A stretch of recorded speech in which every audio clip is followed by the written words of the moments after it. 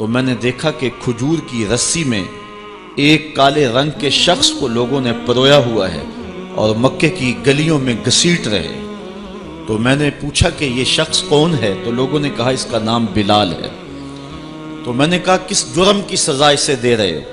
تو انہوں نے کہا کہ یہ ایک نئے دین میں داخل ہوا ہے اور ہم اس کو منحرف کرنا چاہتے ہیں۔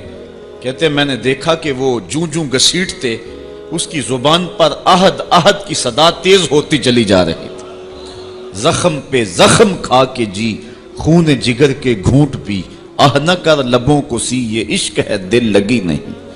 یہ چند لمحوں کے لیے دل بہلانے کی کہانی نہیں ہے کہ جس محبت میں سختی آئی تو راستہ بدل لیا۔ یہ ان راستوں کا ان لوگوں نے اہتمام کیا تھا اور ان راستوں کے مسافر بنے تھے کہ راستے میں پہاڑ بھی ہوں تو یہ چیر کے آگے گزر جائیں۔ بلال حبشی کو ان کا ظالم آقا مارتا ہے، کبھی ان کے ہاتھوں میں میخیں ٹھونکتا ہے، کبھی زبان پہ تپتے ہوئے کوئلے رکھتا ہے، کبھی رسی پاؤں میں ڈال کر کے اوباش لڑکوں کے ہاتھوں میں دیتا ہے کہ اس کو گھسیٹے، کبھی کچھ، لیکن بلال ہیں کہ آگے سے مسکرا رہے ہیں، آہد آہد کا نغمہ پکار رہے ہیں۔ کسی نے رک کے کہا بلال یہ عجیب تماشا ہے، وہ تمہیں مار رہے ہیں اور تم آگے سے آہد آہد پکار رہے ہو۔ تو حضرت بلال بولے تم جاؤ نا بازار میں مٹی کا پیالہ خریدنے کے لیے تو اس کو بھی ٹھونک ٹھونک کے دیکھتے ہو، اس کی آواز تو ٹھیک ہے، کہیں کچا تو نہیں ہے؟ کہا تم تو مٹی کا پیالہ بھی خریدو تو ٹھونک بجا کے دیکھو، یہ کہیں کچا تو نہیں ہے، اس کی آواز تو ٹھیک ہے۔ کہا میرا مالک بلال کو خرید رہا ہے، دیکھ رہا ہے بلال کچا تو نہیں ہے، اس کی آواز تو ٹھیک ہے۔ میں کہتا ہوں مالک خرید لے بلال کو، کھال ادھر بھی جائے گی، حق حق کی صدا ختم نہیں ہوگی۔ محبت کی یہ البیلی اور انوکھی داستانیں اہل ایمان رقم کی ہیں۔ اگر اس عنوان سے بات کی جائے تو یہ تاریخ کا ایک ایسا باب ہے۔ حضرت سمیہ رضی اللہ تعالی عنہ اسلام کی پہلی شہیدہ، جن کو مکے کے چوک میں ابو جہل نے جو ہے وہ نیزہ مار کر کے شہید کیا۔ راہ خدا میں بہنے والا یہ خون تاریخ اسلام نے محفوظ کر لیا، ایک عورت کا خون تھا۔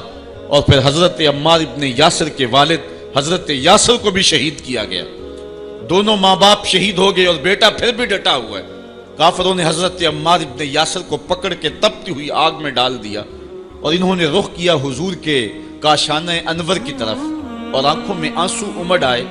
تو کافر سمجھے شاید جلتی ہوئی آگ کے شعلوں سے اور بھڑکتے ہوئے کوئلوں سے ڈر گیا ہے۔ کہا عمار گھبرا گئے ہو، تمہیں ان تپتے ہوئے کوئلوں سے باہر نکال لیا جائے؟ تو حضرت عمار مسکرا کے کہنے لگے میں ان تپتے ہوئے کوئلوں سے نہیں ڈرا، میں تو راہیں تک رہا ہوں، جس محبوب کے لیے دکھ سہ رہا ہوں کبھی وہ جلوہ فراز بھی تو ہو جائے نا۔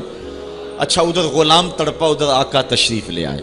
حضرت عمار ابن یاسر کے سر پہ ہاتھ رکھ کے حضور نے کہا یا نارو کونی بردم و سلامن علی عمار ابن یاسر کما کنت علی ابراہیم، اے آگ جس طرح ابراہیم پہ ٹھنڈی ہوئی تھی آج میرے عمار ابن یاسر پہ بھی ٹھنڈی ہو جائے۔ تو محبتوں کی یہ داستانیں بڑی دل آویز ہیں۔ تو اللہ تعالیٰ جل شانہ نے جب اپنے محبوب علیہ السلام کے غلاموں کے ساتھ یہ ہونے والے ظلم اور اس جبر کی رقم ہوتی داستان کو دیکھا تو سورۃ الفجر تب نازل ہوئی تھی۔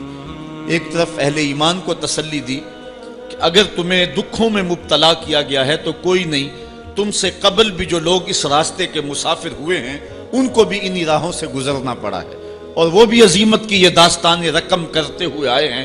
انہوں نے بھی جو ہے وہ سولیوں پہ اور فصیلے دار پہ اپنے سروں کا چراغاں انہوں نے بھی کیا ہے اور راہ حق میں ہر دکھ اور ہر تکلیف انہوں نے سہی ہے، حتیٰ کہ زنجیروں نے ان کی ہڈیوں تک جو ہے وہ نشان چھوڑے، لیکن پھر بھی وہ راہ حق سے منحرف نہیں ہوئے۔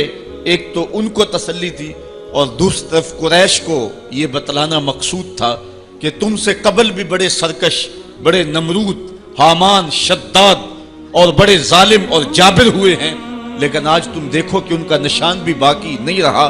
اگر نشان باقی رہا ہے تو حق کا نشان ہی باقی رہا ہے۔ اس لیے سورۃ الفجر اس ماحول میں نازل ہوئی ہے جب کہ جو ہے وہ اسلام کے اوپر اور اہل ایمان کے اوپر سخت آزمائشیں تھیں اور سخت جو ہے ان کے اوپر تکلیف تھی۔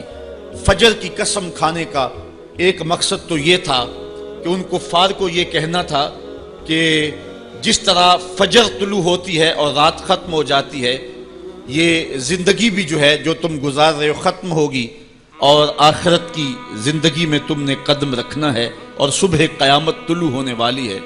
اور دوسری طرف اہل ایمان کو تسلی دینا مقصود تھا کہ راتیں جتنی بھی لمبی کیوں نہ ہوں، پو تو پھٹتی ہے اور اجالے تو نکلتے ہیں، ایک وقت آئے گا کہ اسلام کا پھریرا دنیا کے اوپر لہراتا ہوا نظر آئے گا۔ آج کی قربانیاں کل کے لیے سکھوں کا سامان بن جائیں گی۔ ساغر صدیقی نے کیا کہا تھا کہ آج تو ہیں یہ جسم آلودائے گرد سفر، آج تو ہیں یہ جسم آلودائے گرد سفر، کل انہی جسموں پہ منزل پھول بھی برسائے گی۔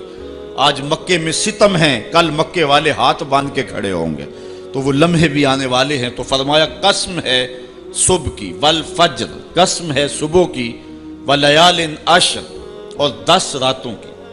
10 راتوں سے مراد کیا ہے؟ یہ ذوالحج کی 10 راتیں ہیں، جو سال کی جو ہے وہ تمام راتوں سے یہ عشرہ جو ہے وہ افضل ترین عشرہ ہے۔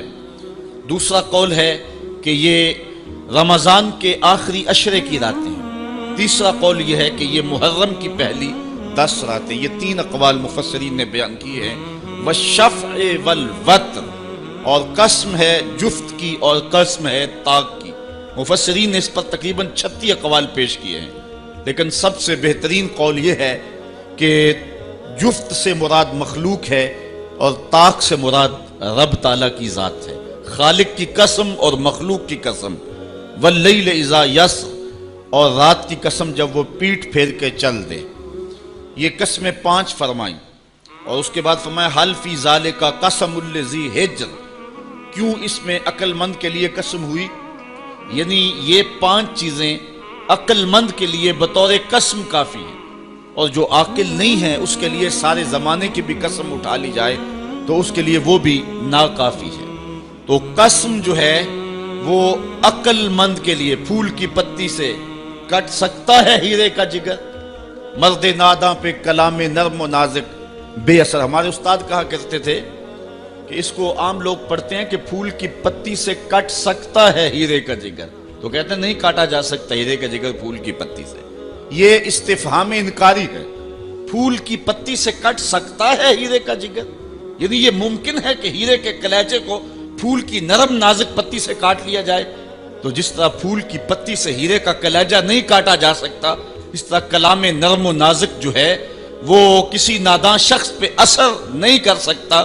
تو اللہ تعالیٰ فرماتا ہے کہ یہ جو قسمیں ہیں یہ عقل مند لوگوں کے لیے جو ہیں وہ نافع ہیں، اور جو بے وقوف ہیں، جو حماقت کے مارے ہوئے ہیں، ان کے لیے اس میں کوئی فائدہ نہیں۔ اسی لیے کہا گیا یضل بہ کثیرا ویہدی بہ کثیرا۔